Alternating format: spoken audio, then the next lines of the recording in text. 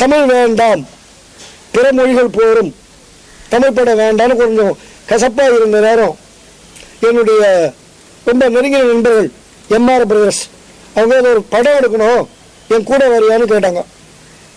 அப்போ தான் இந்த டாக்டரும் ஆகிட்டு கூப்பிட்டு வந்தாங்க. வரும்பொழுதும் எனக்கு யாகவாவை தெரியாது. நாங்கள் 2-3 நாள் ஒருத்தர் பார்த்து பேசி பழகிக்கவும் இல்லை. வந்த அன்னைக்கு என்னை அறிமுகப்படுத்தி வச்சாங்க. அன்னைக்கு முதல் சம்பவமே என்னோடு வந்தது என்னுடைய மனைவி. என் மனைவிங்கிறவ என்னை விட கொஞ்சம் வேண்டாவாதி.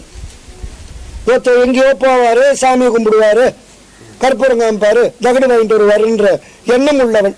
அவளுக்கு அப்போ சிவியர் டயபெட்டிக், கை காலெல்லாம் வெடிச்சு கொப்பளங்கள் வந்தாச்சு, தலைமுடியெல்லாம் உதிர்ந்தாச்சு. இன்ஃபேக்ட் நான் அவளும் பக்கத்தில் நின்றுப்போ ஒரு மெடிக்கல் ஷாப்காரன் கேட்டான், சார் இது உங்கள் மதரான்ட்டு. அதுக்கப்புறம் என் கூட வரதே நிறுத்திட்டான். அந்த மாதிரி சுச்சுவேஷன்ஸ்லாம் நான் கூட்டின்னு வந்தேன். வந்த உடனே பார்த்தாரு, அந்த அம்மா ஒரு டெஸ்ட் பண்ணுற நோக்கத்தை தான் கேட்டான். என் கையை பார்த்தீங்களா அப்படின்னா. பார்த்தாரு, என்ன சரிப்போ ஒன்றும் இல்லை, நான் 2 நாளில் சரியாயிடும், இன்னும் தண்ணி தெளிச்சார். இன்ஃபேக்ட் 2 நாளில் சரியாச்சு. சரியான பிறகு அவளுக்கு லேசாக ஒரு ஈடுபாடு வந்தது. பிறகு நான் இந்த யாகவாவுடைய நெருக்கங்கள் அப்படிங்கிறதுக்கு முதல் காரணம் அவருடைய தத்துவங்கள். இப்போ சாப்பிட்டா இருக்கார், அப்போ அவர் சாப்பிட்டா இருந்தது கிடையாது, உக்ரமாக தான் இருப்பார். உக்ரமாக இருக்கும்போது ஒரு வார்த்தைகளில் முதல் சம்பவம் நான் சொல்லணும், உண்மையை சொல்ல, பல விஷயங்கள் சொல்லாதன்னு சத்தியம் வாங்கியிருக்கார், வேறு வழி இல்லை, நீங்கள் நான் ரெக்கார்டுக்காக சொல்கிறேன். முதல் சம்பவம், நான் படப்பிடிப்புக்கு ஆட்கள் கூப்பிட்டு வரும்போது ஒரு 2 பேரை பார்த்து வெளியே போக சொல்லுனர். நான் முரண்பாடாக கேட்டேன், சார் எங்களுக்கெல்லாம் யூனியன் சட்ட விதிகள் இருக்குது, திடீர்னு ஒருத்தர் வெளியே போக சொல்ல முடியாது, ஏன் கேட்குறாருன்னு கேளுங்க.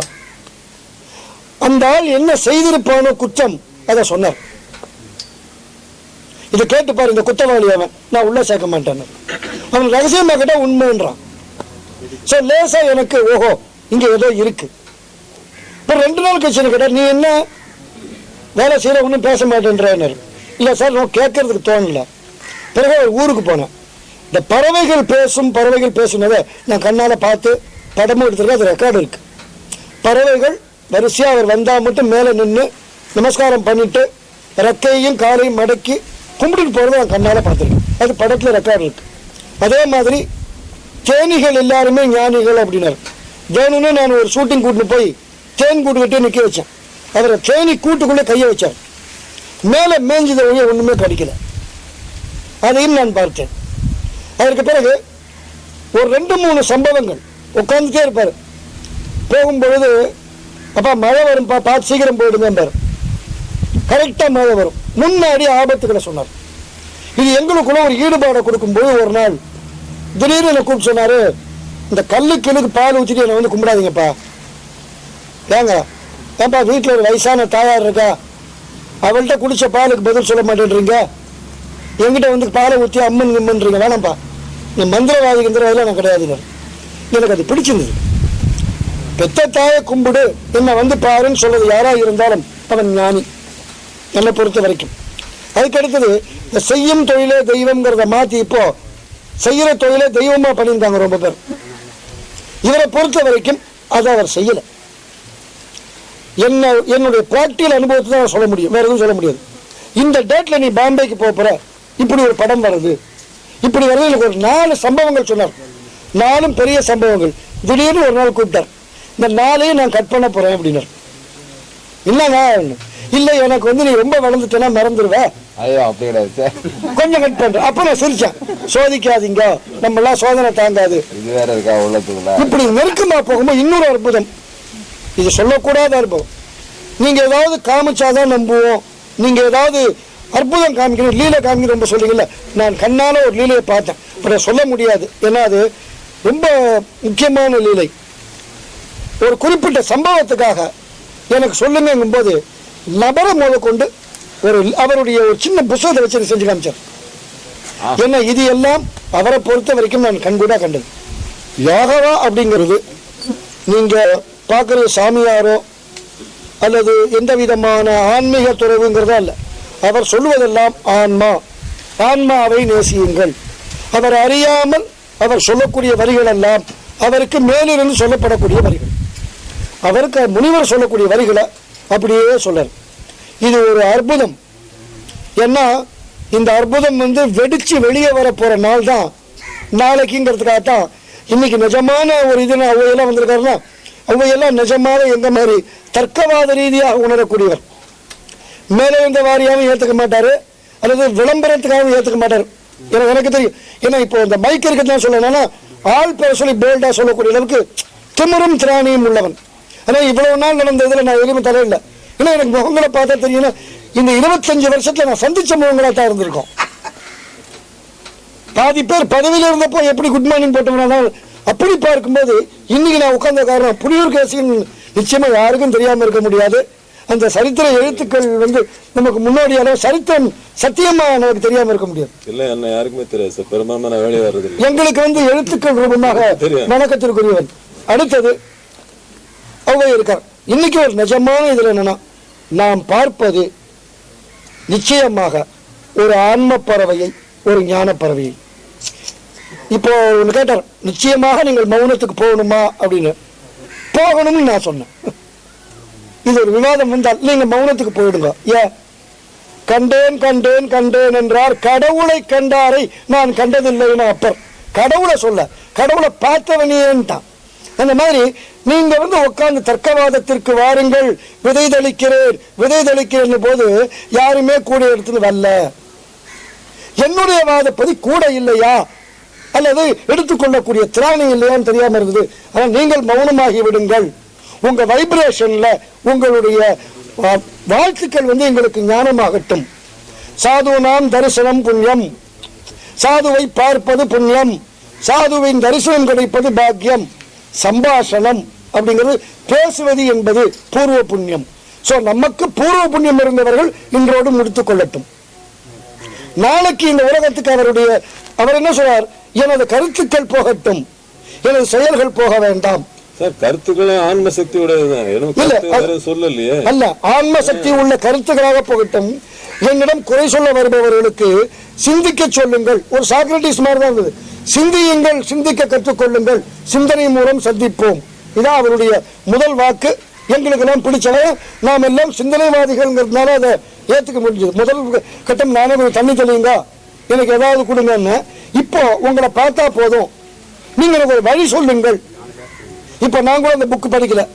நான் சொல்றாரு, இன்னைக்கு பிரச்சனையாப்பா அந்த 15வது அத்தியாயம் பாருங்கள், அது எனக்கே எழுதப்பட்டது போல இருக்கும். இப்படி ஒரு பகுத்தறிவு ரூபமாக ஒரு ஆன்ம ஞானத்தை கொடுக்கக்கூடிய, ஆன்ம தரிசனத்தை பற்றி மட்டுமே பேசக்கூடிய நம்முடைய வாழ்க்கைகளை இது திருமூலரா, இது என்ன அவதாரம் என்னால ஆராய முடியல. ஆனால் ஒண்ணு நிச்சயம், இது வெடித்து கிளம்பிய ஒரு ஞான பறவை. இது ஏதோ ஒரு பெரிய அவதாரம். அந்த அவதாரத்தை பார்க்கறதுக்கு நீங்களாம் வந்திருக்கீங்க. ஸோ என் மனசுல பட்ட, நான் அனுபவித்து இன்னைக்கு நான் நல்லா இருக்கேன். நான் வரும்போது ரொம்ப சீரழிஞ்சு வந்தேன். நீ நிஜமாவே நல்லா இருக்குன்னா அப்ப இது என் அனுபவம்னு தான் நான் சொல்லணும். நான் நல்லா இருக்கேங்கிறத இன்னொருத்தருக்கு நீங்களும் நல்லா இருங்க பாருங்கிறதுக்கு நான் வழியாற்றிய அனுபவமா எடுத்துக்கங்க. ரொம்ப சந்தோஷம் உங்களெல்லாம் பார்க்கறதுல. இனி நீங்க கேட்டு பகுத்துணரலாம். நன்றி. படைப்புகளின் மூலமும் நம்ம எல்லாம் கவர்ந்தவர். நம்முடைய அன்றாட வாழ்க்கையினுடைய சிக்கல்களை எல்லாம் அவர் திரைப்படத்தில் காட்டி நம்மை உருக வைத்ததை நாம் எப்போதுமே மறக்க முடியாது. அது மட்டுமில்லாமல் என்னுடைய பழைய நண்பர் ஈரோடு ஆற்றல் அரசு அவர்களும் நண்பரும் நம்முடைய யாகபா முனிவரை பற்றி சொன்னபோது எனக்கு ரொம்ப வியப்பாக இருந்தது. நானே எனக்கு நேரம் வருகிற பொழுது ஒரு முறை பார்க்கிறேன் என்று தான் சொன்னேன். அந்த அடிப்படையிலே தான் புலியூர் கேசிகன் அவர்கள் சங்க இலக்கியங்களுக்கெல்லாம் சிறப்பான உரைகளை எழுதியவர்.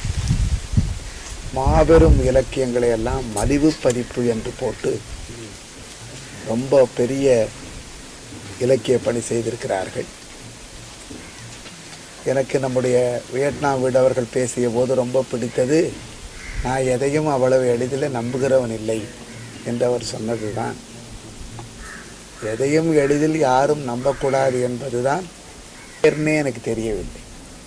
சாதாரணமாக அப்படி ஒரு பேர் தமிழில் வராது, யானாவில் ஒரு எழுத்துமே தொடங்காது. யவனர்கள் என்று ஒரு வார்த்தை வந்தது. அது கூட தமிழ் வார்த்தை இல்லை, அயோனியர்கள் என்று சொல்லுகிற கிரீக்கர்களை தமிழில் யவனியர்னு எழுதிட்டாங்க. அதனால் யாகவா என்ற பேரே எப்படி வந்தது? எனக்கு தெரிஞ்சு வேதங்களில் அப்படி ஒரு முனிவருடைய பேரை கூட நாம் கேள்விப்பட்டதில்லையே என்று தெரிந்து கொள்ள வேண்டும் என்பதுதான். அது மட்டும் இல்லாமல் அந்த புத்தகத்தை படிக்கிற போது விஞ்ஞானம், இன்னாசம், நிஷ்யத்துவம் இப்படிலாம் வருகிற சொற்களுக்கெல்லாம் எங்களுக்கு பொருள் தெரியவில்லையே, இதுக்கெல்லாம் நாங்கள் எப்படி பொருள் காண்பது? அப்புறம் சாமி சொல்கிறார்கள், சாமி என்று சொல்வது நம்முடைய ஒரு வழிபாட்டுக்காக சொல்கிறேன், 111 கண்டங்கள் மேலே இருக்கின்றன என்கிறார்கள். அதற்கப்புறம் அரக்கர்களுக்கும் அசுரர்களுக்கும் நடக்கிற யுத்தம் இன்னும் ஓயவில்லை என்று எழுதியிருக்கிறார்கள். நாம் என்ன நினைத்தோம், அரக்கர்கள் என்பது கூட நாமளே தான். நமக்கு கோபம் வந்தால் நாம் அரக்கனாகி விடுகிறோம். வீட்டில் இப்போ கூட சொல்லுவார்கள், என்னடா ராட்சச கணக்காக பிடிவாதமாக பேசுறியே என்று கேட்பார்கள். எனவே ராட்சசனும் நாம் தான், தேவர்களும் நாம் தான். இதை விட்டுட்டு வேற தனியாக இருக்கிறார்களா என்றெல்லாம் தெரியவில்லையே. இதையெல்லாம் நாம் கேட்டு தெரிந்து கொள்ள வேண்டும் என்று ரொம்ப பணிவோடு நான் உங்களுக்கு தெரிவித்து கொள்ள விரும்புகிறேன். 5000 ஆண்டுகளுக்கு முன் மக்கள் எப்படி இருந்தார்கள், இந்த 5000 ஆண்டுகளுக்கு பின் மக்கள் எப்படி வாழ்கின்றார்கள் என்பதுதான் முடிவு. முற்காலங்களில் முனிவர்களால் தண்டனை வழங்கப்பட்டு யுகம் சென்று யுகத்தில் சுபிட்சி சாசனம், அதாவது உனக்கு அவையில் தான் தண்டனை கொடுத்த, அவங்க தண்டனை கொடுத்தது அந்த யுகத்தில் உனக்கு நன்மையை நீ செய்து நன்மையை அடைவதற்கு பார். தப்புக்கு தண்டனை என்பது நிச்சயமாக உண்டு. நீனும் சாமின்னு சொல்கிற, சாமின்னு பலரும் பல இடத்துல பலரும் வைத்திருக்கீங்களே தவிர அதை பார்த்தது யார்? அரக்கர்கள் என்பது பாம்பாக யூகி, அசுரன் என்பவனை குயிலாக யூகி, தடாயன் என்பவனை நரியாக யூகி. இதை படைத்தவன் யார்? நான் இந்த உருவத்தை வைத்தான் கண்டுபிடிச்சு சொன்னேன். கொள்கைகள்லாம் இப்படி சொன்னேன். வீட்டிலே உறவாடி எத்தனை வீட்டையோ கெடுத்துட்டு போயிடா ஒருத்தன். அதே நேரத்தில் இங்கே இருப்பவங்க யாராவது ஒரு திருடம், ஒருத்தன் திருட்டு முடிக்காரன் தானே எனக்கு தெரிஞ்சு போகுது. அந்த ஆன்மா பழத்தை நான் கண்டுக்கிறேன். நீ எல்லாமே நல்லா இருக்குன்னு தான் சொன்னான். பழத்தெல்லாம் தின்ன பிறகு அவன் கொட்டைக்குள்ள புழு இருக்குது கண்டுபிடிக்கிற. ஆம்பளத்தை பூரா சாப்பிட்டுற. இந்த கொட்டைக்குள்ள புழு இருக்கும்போது நீ பார்த்து தவிர கொட்டை கடல்ல, அந்த விதை கடல்ல. அதே போல நான் என்ன சொல்றேன், இந்த ஆன்மான்றது என்ன, விதைன்றது என்ன, அரக்கன்ற என்ன, அசுரன் என்ற, தடாயன் என்ன, அழித்தேன் என்றே கூறுகின்றேன். அவன் அழிப்பதற்குத்தான் 5000 ஆண்டுகள் யுகத்தில் நான் மனிதரை போல் தோன்றி 54வது பறவையில் தான் நான் வென்றேன். 111 உலகங்கள் உண்டு. உண்மையான அந்த உலகத்தினுடைய பேரையும் கொடுத்திருக்கிறேன். காண்டங்களின் பேரை நான் கொடுக்கல. அப்ப அங்குள்ள முனிவர்களுக்கும் எனக்கும் தொடர்பு உண்டு. இனல்வ காண்டம், இணைஸ்துவ காண்டம், இகேத்துவ காண்டம். முனிவர்கள் ஞானிகள் மாயைகளை சிறைபிடித்துதான் ராட்சச யுகம் கொண்டான். இங்கே முனிவர்கள் சிறைபிடிக்கப்பட்டான். அப்ப வன்றும் வழி அடைத்த பிறகு நான் எப்படி உள்ள போற முடியும்? வேர் நீரை தேடி ஓடுது, மரம் உன்னோக்கி தான் வளருது. அந்த மரத்தின் வேர் நீரை தேடி போடுறதுக்கு காரணம் என்ன? உனக்கும் நீர் தேவைப்படுது. உன்ன உடம்புல நரம்புகள் நிறைய இருக்கு, மரத்துக்கும் நரம்பு நிறைய இருக்கு. மரத்தின் நரம்புகள் யாவும் கெட்டு போய் இருந்தாலும் மரம் தப்பிக்குது. உனக்கு 5 வேர்ல ஒரு வேர், ஒரு 5 நரம்புல ஒரு நரம்பு கெட்டு போனா கூட கை வலிச்சு போது, கால் வலிச்சு போது குரங்கு மாதிரி ஆயிடுறான். சான்று சான்றுனும் சான்றிட்ட சான்றை அவையது தான் சான்று. உன் உடம்புல இருக்கிறது உனக்கு தெரியுதா? ஏதாவது கண்ணில் ஒன்றும் பார்க்கறா, மண்டலங்களை பார்க்கறதே தவிர உணர்வு எப்போ உணர்றா? கையில் ஒரு தடி கொம்பு கொண்டு நாலு ஆடி கிடக்கும். அப்பதான் என்ன பாவி என்ன சோதிக்கிறான்னு கேட்கிறேன். அப்ப அங்க சோதிக்க செய்யறான்னு யார்? உன் ஆமா சொல்லி தானே உன் ஆவ பேசுது. பருவம் இளமை காலத்துல என்ன செய்யறான், உன் அனுஷ்ட காலத்துல நீ என்ன செய்யற, எகாமியத்தில் நீ என்ன செய்யறா. அதாவது கால நேரங்கள், கடமையின் காலங்கள் என்ன, இந்த உலகத்தில் நீ என்ன செய்யணும், என்னால் ஏது முடியும்.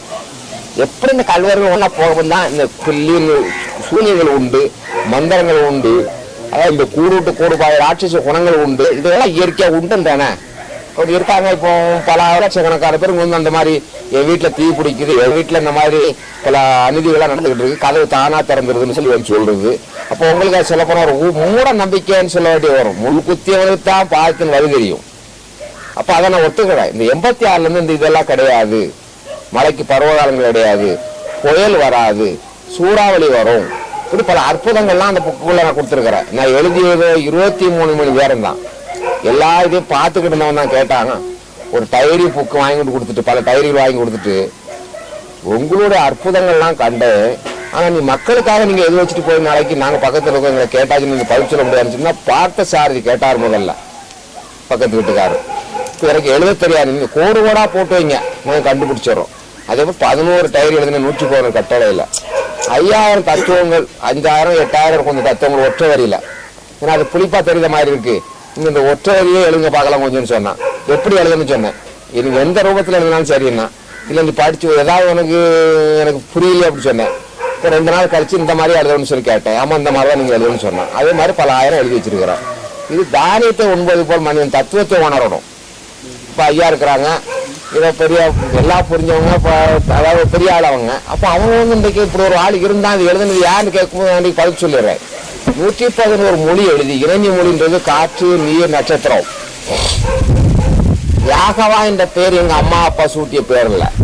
அம்மா அப்பா சூட்டிய பேர், அப்பாவும் ஒரு பெண் இரட்டையாரா பறவை பிறந்திருக்காங்க. அது நேரத்தில் நாங்களும் எங்க வீட்டில் அம்மாவும் அப்பாவுக்கு இரட்டையாரா பறவை கொண்டிருக்கோம். அப்பா பேர் லட்சுமணன்றதுனால அம்மா எசைக்கு முத்துன்னு தான் அவங்க பேர் வச்சிருக்கிறாங்க.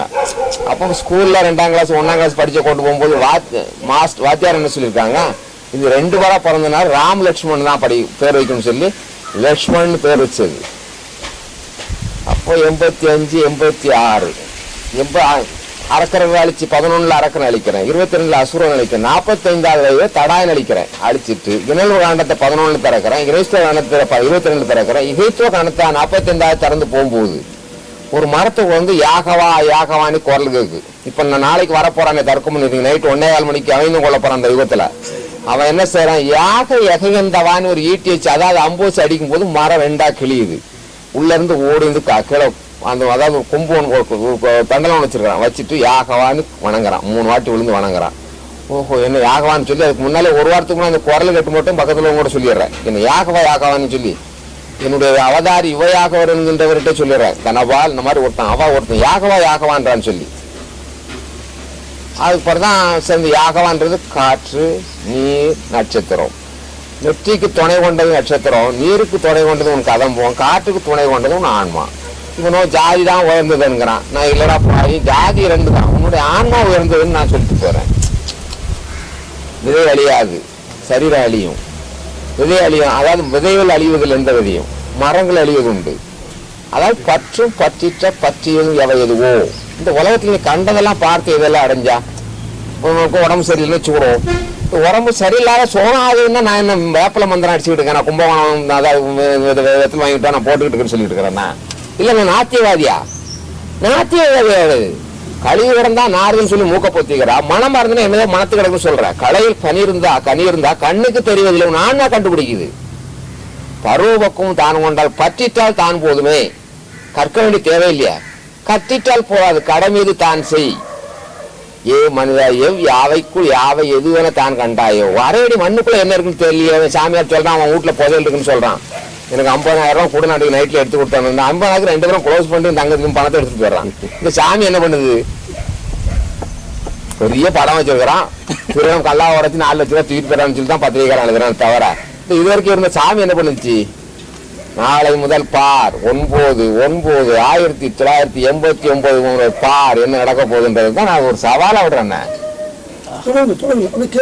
என்ன நடக்கும்?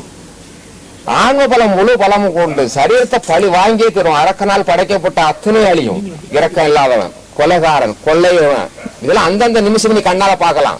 அந்த கண்ணும் ஆன்மாவை எந்த ரூபத்துல அவனை பழி வாங்குதுன்னு பார். அதனால இனிமே உலகத்துக்கு நல்ல காலம் நாளையிலிருந்து அதாவது அரக்கரன் சாம்ராஜ்யத்தை அழித்தாலும் 1995 பிறகுதான் சுபிட்ச காலங்கள், 2002 இருந்தா எகைந்த காலங்கள், 2007 யாக பிரபஞ்சம் காலங்கள் சுபிட்சமா இருக்கும். அப்போ நாளையிலிருந்து நம்ம துன்பங்கள் எதுவும் இருக்காது, நிறைய மாற்றங்கள் இருக்கும். நீங்க தான் கண்டுபிடிக்கணும். உலகத்துக்கு சொல்றேன், நம்ம நாட்டு கிடையாது. உலகம் வந்து சுபிட்சம். கை மஞ்சள் ஆயிடுச்சு. காரணம் என்ன, உங்க போல நானும் இருக்கிறேன். ஏன் இந்த மலைகளுக்கெல்லாம் இதெல்லாம் பருவகாலத்தை கொண்டு வரும், நாங்க இந்த மழை இதெல்லாம் அழிவு மழை. இந்த மழை தான் அழிவு. 2-3 நாள் அழிவு ஏற்படும். அதாவது இந்த மாதிரி வரும்போது நான் தெரிஞ்சுக்கிறேன். அதாவது எங்க இருக்கோ நான் தெரிஞ்சுக்கிறேன். உங்ககிட்ட போன் இருக்கு, என்கிட்ட வயர்லெஸ் இருக்கு. நான் ஒயர் இல்லாம போட்டு எடுத்துக்கிறேன். நீ போனை போட்டு பெல்லடிச்சு வைக்கிறேன். நீ யாருக்கும் ஒருத்தர் போன் பண்ற, அங்க இருந்து படிச்சு என்னென்ன நடக்குன்றன்னு அங்க இருந்து தெரிஞ்சுக்கிறேன். நீ மண்டலத்துக்குள்ள ராக்கெட்டை விட்டு அங்க இருக்க எல்லாரையும் படம் எடுத்து நான் கொண்டு நிமிஷம் போறான் சோண்டேரி. பூமிக்கல்ல என்ன இருக்குன்னு கண்டுபிடிக்காத மூன்று அங்க வாரிய இனமிய மொழியை பத்தி கொஞ்சம் சொல்லுங்க, எங்களுக்கு புரியுது. அதாவது ஏடு படிக்கிறது. அதாவது இவந்த முனிவர் ராட்சசர்களை அழிச்சு, அரக்கர்களை அழித்து, அசுரர்களை அழித்து வரும்போது அதாவது ஏடு எடுக்கணும். அந்த கடலுக்குள்ள நீரா இருந்து அந்த ஏடு எடுக்கிற கை கூட காலைல நைட்ல 1 மணி கூடுட்டு போடுவாஞ்சி மீனோட சண்டை போட்டு மீன்களோட சண்டை போடணும். மீன் வந்து ஒழுங்கும். இந்த மாதிரி பல சாசவந்தங்களை செய்யறேன். இப்படி செய்யும் போது அந்த 3 ஏடு எடுக்கணும். எல்லா 3 காண்டங்களோட ஏடு எடுத்து சாஸ்வத்துவ பிரபஞ்சத்தை கொண்டு போவோம். தர்க்க முனிவர் கொடுத்து அங்க படிக்கிறத நாங்க வரைஞ்சுக்கிட்டு இருக்காரு. தவமுனிவர் ஆகிட்டு தான் வரைய முடிஞ்சது. தனமுனிவர் அரக்கர்கள் அளித்தான், தவமுனிவர் தத்துவத்தை வரைந்தான், தர்க்க முனிவர் உன் ஆன்ம பலம் கொண்டு உன் சரீரத்தை செஞ்சு செய்வான். நாளையில் நடக்க போற சட்டம் அது. அது கோயில்ல குறை இருக்கு. எனக்கு ஒரு கரகம் பிடிச்சிட்டு சொல்லி சந்தனத்தை போட்டு வச்சுக்கிட்டு உட்கார்ந்துக்கிட்டு சாமி தான் நான் சந்தனம் போட்டு காப்பாத்தி நான் என்ன பண்ண முடியும்? இந்த எழுத்து எப்படி உங்களால எடுத்து எழுத முடியுது? இந்த ஒரு வரைக்கும் அந்த நேரத்துல அதாவது இப்போ உட்கார்ந்துக்கிட்டு கொஞ்சம் பேனா கட்டியா பிடிச்சுன்னா அது பாட்டு ஓடும். எனக்கு எடுத்த முடியாது. பேனாவை பிடிச்சதும் கட்டியா யார் எழுதுறது? அது யாச்சு படிக்கிறானா அவன் வரையணும். ஆன்மா மாத்திக்கிறது. ஆன்மா என்னுடையது இல்ல சார், நீங்க இந்த எழுத்து எழுதுறீங்களா இல்ல ஒரே எழுதுறதா? இதெல்லாம் இது தப்பு தப்பா வச்சிருப்பேன். ஒரு கூட